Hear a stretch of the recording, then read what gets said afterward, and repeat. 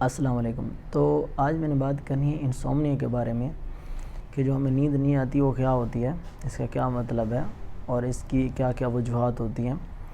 تو انسومنیا جو ہے ویسے ایک سلیپ ڈس آرڈر ہے۔ سلیپ ڈس آرڈر تو ویسے تو بہت سارے ہیں، لیکن آج ہم مین فوکس کریں گے انسومنیا پہ۔ تو انسومنیا میں کیا ہوتا ہے کہ یا تو ہمیں نیند آ نہیں رہی ہوتی بالکل، کبھی کبھی بالکل پوری رات نہیں نیند آتی، یا رات کو نیند آتی ہے تو پھر ہم اٹھ جاتے ہیں، مطلب ایک پراپر اچھی نیند ہمیں نہیں آ رہی ہوتی۔ تو کبھی آدھا گھنٹہ آتی ہے پھر ہم رات کو اٹھ جاتے ہیں، مطلب کبھی دن کو آ رہی ہوتی ہے، مطلب کوئی ہمارا پراپر سلیپ پیٹرن نہیں ہوتا، تو اسے ہم انسومنیا بولتے ہیں۔ اب انسومنیا میں پھر آ جاتا ہے ایکیوٹ اور کرونک انسومنیا۔ اب اس کے اندر جو ایکیوٹ انسومنیا ہوتا ہے، اگر ایک بندے کو ایک رات سے لے کر کافی ہفتوں تک اگر نیند نہیں آ رہی تو اس کا مطلب ہے اسے ایکیوٹ انسومنیا ہو چکا ہے۔ اور کرونک انسومنیا وہ ہوگا جب ہمیں 3 ہفتے میں اگر 3 رات آپ کو نیند نہیں آتی اور اسی طرح 3 مہینے یہ سسٹم چلتا رہتا ہے، تو اس کا مطلب ہے آپ کو کرونک انسومنیا ہو چکا ہے۔ اب پھر اس میں ہوتا ہے پرائمری انسومنیا اور سیکنڈری انسومنیا، جو اس کی 2 ٹائپس ہیں۔ پرائمری انسومنیا میں یہ ہوتا ہے کہ ہمیں جو نیند نہیں آ رہی ہوتی وہ کوئی بیماری کی وجہ سے نہیں ہوتی، وہ ہمارا ایموشنل یا فزیولوجیکل کوئی مسئلہ ہوتا ہے، اس کی وجہ سے ہمیں نیند نہیں آ رہی ہوتی، تو یہ تو ہو گیا پرائمری انسومنیا۔ سیکنڈری انسومنیا میں یہ ہوتا ہے کہ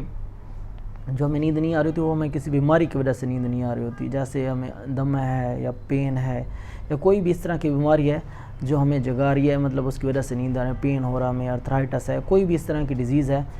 جس کی وجہ سے ہمیں نیند نہیں آ رہی، تو وہ ہو جاتی ہے سیکنڈری انسومنیا، مطلب کسی بیماری کی وجہ سے اگر ہمیں نیند نہیں آ رہی تو۔ اس کے بعد اس کی کازز ہیں، اس میں بھی پرائمری اور سیکنڈری کازز ہیں۔ اب پرائمری کازز میں تو یہ ہو سکتا ہے کہ ہماری لائف میں کوئی بڑا سارا انسیڈنٹ ہوا ہو، مطلب کسی ہمارے قریبی کی ڈیتھ ہو گئی ہو جو ہمارے بہت قریب ہو، اس کی ڈیتھ ہونے کی وجہ سے، یا پھر ہم جاب لیس ہو گئے، یا کوئی بھی اس طرح کا بڑا انسیڈنٹ ہو جس نے ہماری لائف کو بہت زیادہ افیکٹ کیا ہو، تو اس کی وجہ سے بھی انسومنیا ہو سکتا ہے۔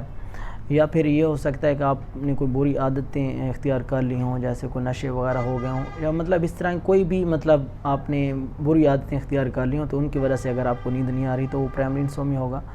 اور یہ جو انسومنیا ہوتا ہے یہ ویسے ہیریڈیٹری بھی ہوتا ہے، مطلب وراثت میں بھی چل رہا ہوتا ہے، اگر آپ کے ماں باپ کو انسومنیا کا مسئلہ تھا تو آپ کو بھی ہو سکتا ہے، یہ رن کر سکتا ہے فیملیز کے اندر۔ اس کے بعد جو سیکنڈری انسومنیا کی کازز ہیں اس میں یہ ہے کہ ہمیں کسی بھی ڈیزیز کی وجہ سے، ہائپر ٹینشن ہو گئی، استھما ہو گیا، مطلب پین ہو گیا، آرتھرائٹس وغیرہ ہو گئے، تو کوئی بھی اس طرح کا مسئلہ ہے تو اس کی وجہ سے بھی انسومنیا ہو سکتا ہے۔ یا پھر ہمیں کوئی تھائرائڈ کا مسئلہ ہے، جو ہمارے گلے کا مسئلہ ہے، ان کی وجہ سے بھی یہ جو انسومنیا کی سمٹمز ہو سکتی ہیں یہ بڑھ سکتی ہیں۔ اب اگر اب انسومنیا ہو گیا تو اس کی کمپلیکیشنز کیا ہو سکتی ہیں؟ اس کے لیے یہ ہے کہ اگر آپ ہمارے باڈی اور جو ہمارا برین ہے اس کو بھی ریسٹ کی ضرورت ہے تاکہ وہ اپنے آپ کو ریپیئر کر سکتے کام کرنے کے لیے۔ تو اگر آپ پورا رات نہیں سوئے تو آپ کی جو اپنی نارمل لائف کی ایکٹیویٹیز ہوں گی وہ پراپر طریقے سے پرفارم نہیں ہو سکیں گی۔ اگر اسٹوڈنٹ ہے تو وہ اپنی اسٹڈی پر کنسنٹریٹ نہیں کر سکے گا پراپر طریقے سے۔